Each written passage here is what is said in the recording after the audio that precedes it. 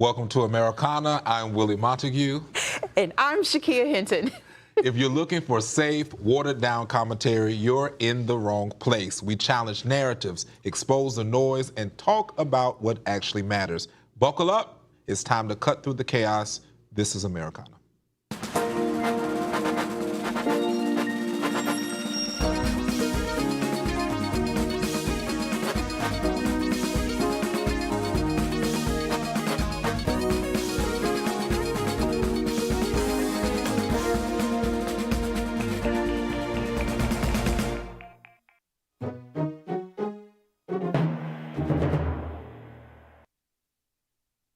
They're going to have to buckle up for today. We're getting ready to talk about criminal justice, crime waves, and failed democratic policies. Pete Hegseth under scrutiny for war crime allegations, and then rising tension with Venezuela and foreign policy oversight, and find out why, because why would you want to sue the Trump administration? Well, Costco is trying to sue Trump administration. Let's dig into this evening. Criminal justice, crime waves across the country. Crime is rising in cities run by Democrats who put soft on crime policies, no cash bail, reduced penalties, and early release programs that consistently put repeat offenders back on the streets.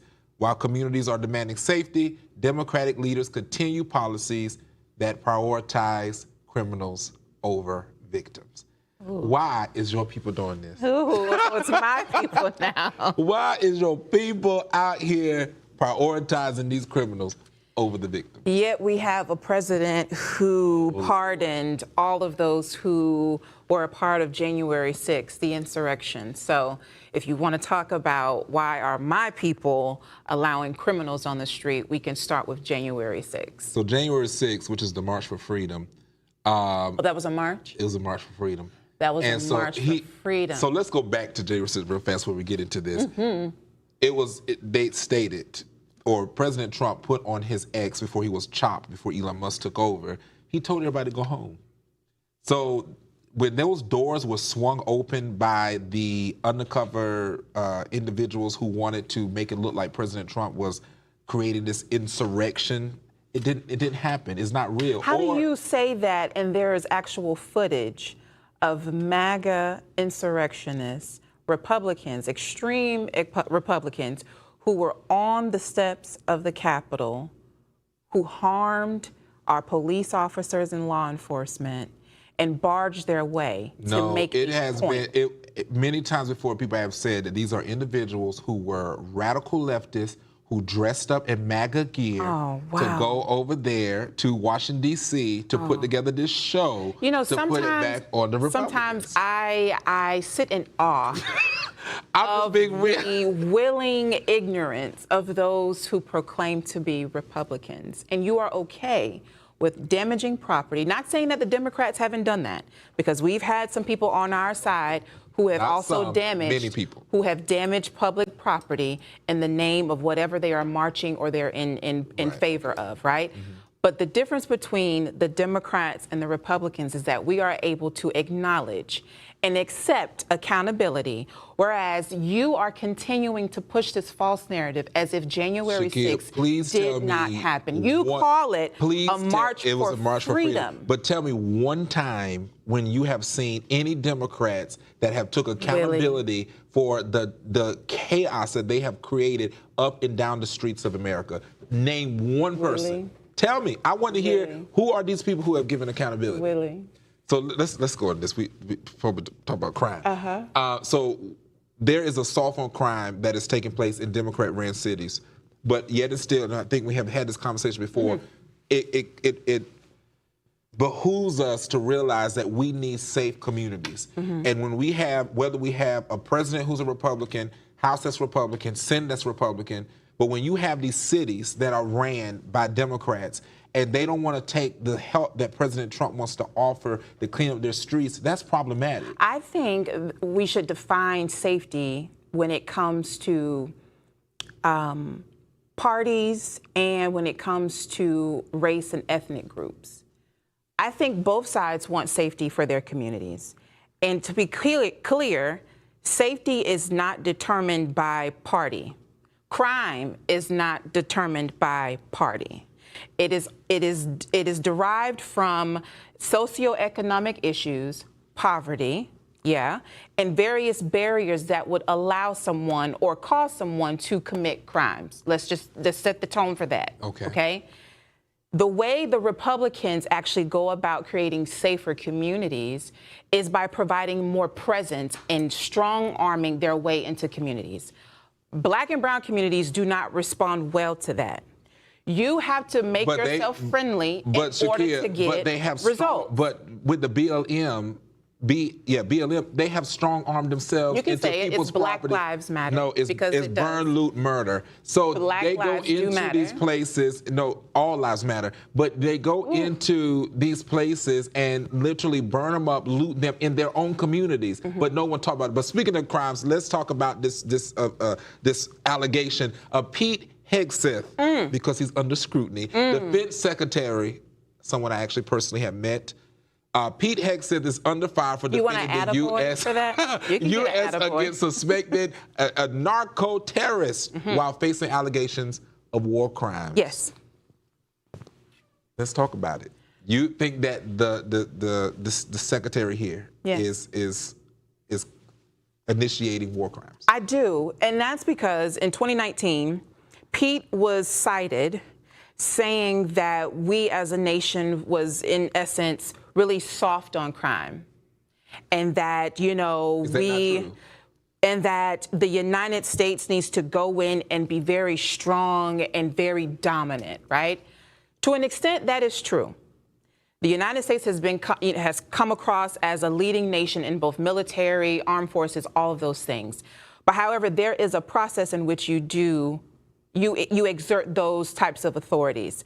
What he allegedly commanded was for everyone to be killed in that boat in the Caribbean. There were 2 individuals who actually survived the first strike. The issue now is that he is now said, or allegedly said, to have caused another strike to make sure that everyone was annihilated in that boat. So those 2 survivors were no longer able to defend themselves, right?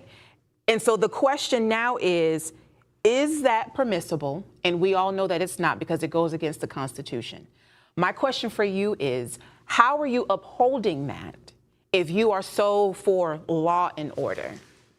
I want to take you to something in the Bible real fast. Oh, here we go. And it was the Amalekites. And people get mad because they blame God for wanting to, why would he destroy these Amalekites?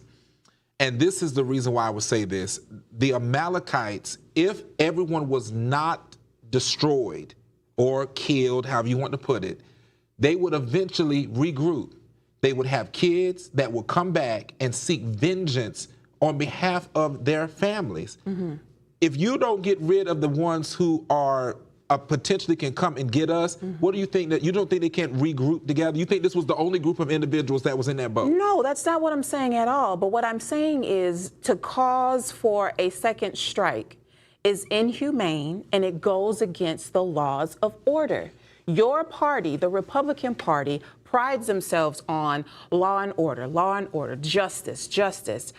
But how are 2 individuals who were already attacked, shipwrecked, going to regroup and fight back the American people? You know what's inhumane? It was an airstrike. You know what's inhumane? What's inhumane is when we have these illegals that come over to our country, snatch up our women, snatch up our children, rape them, bring drugs over here, and continue to infest our community. That is inhumane. You act as if illegals or immigrants are the only ones who are committing murder on the United States soil. But I'm talking about illegals. No. And I'm grouping everyone, because your party tends to only isolate and pick and choose who they want to target, to deem them as, these criminals and just so barbaric. They see you as barbaric, Will. So you think that these people... You don't want to acknowledge that? You think these people over here... You don't want to acknowledge that? You think they're on an ice cream truck selling ice cream? What are you talking about? Do you think that, I'm saying, do you about, think these are actually nice people? They're not criminals. Who are you talking about? I'm talking about the people who are these illegals. Do you think that these people are not? Not all illegals are here for the wrong reasons. But they're here, if you are here illegally, that's wrong.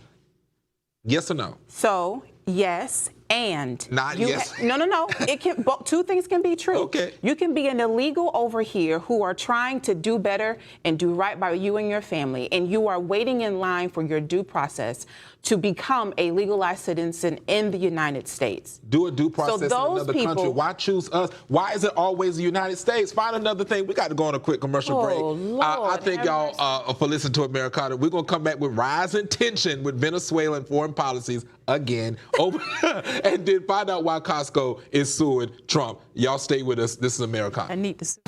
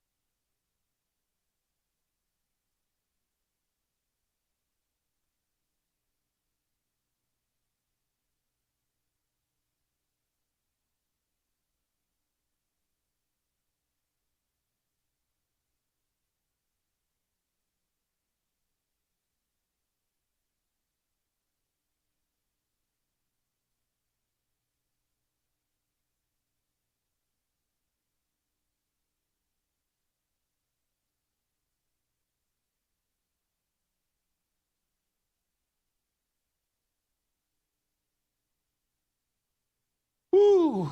Have we had definitely a time on Americana today. So welcome back as we're getting ready to talk about the rising tension in Venezuela. And I know there's a lot going on with war and foreign policies. So the second U.S. strike near Venezuela and reports of survivors being targeted, as we said, again has triggered outrage. Congress is demanding investigation. This is a huge current foreign policy story affecting Latin America, immigration, global stability, and U.S. military ethics. So this ties all back together. It does. So let's continue. Okay. This is what gets me. I don't know why people want the responsibility to be on the backs of the United States citizens and our administration to continue to protect all of these other countries when they need to rise up and do what they need to do. It's time for us to focus on America. I mean, it's like we are torn to pieces because we have all of these crazy individuals who are in office who cares nothing about America. It's all about their agenda, and here we are suffering at it. Inflation, all these things, and it's not Trump. All these things that we see is all because of the previous administration and before Trump, because he got everything together, even Obama's administration. So, question, a sincere question for you. Here we go, Jesus. It's been nearly a year that Trump has taken office, yet we are still, when I say we, meaning us as a country, we are still collectively pointing the fingers at Biden, at Obama, and hell, even George Bush. We going way back, right? When will the Trump administration take ownership for the damage that they are currently causing this country, including inflation, including the tariffs that we'll get to in a second, and the agreements and like the foreign policy issues and talks of war?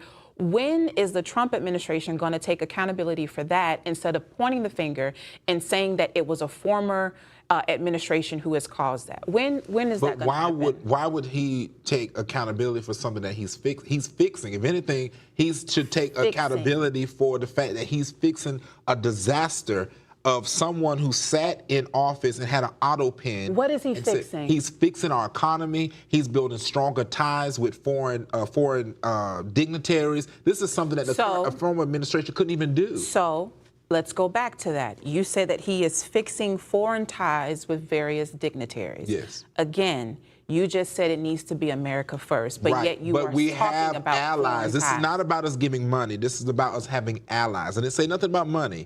I'm saying focus our money, our funds, our resources here in the United States. These people that are coming over. You can't have allyship without money. There's an exchange of services. These people that have come here that I've seen with these foreign, they have came here to bear gifts of great tidings to the United States, because that's what other countries should be doing. We are so pleased to be on the steps of the United States, not us bowing down to them.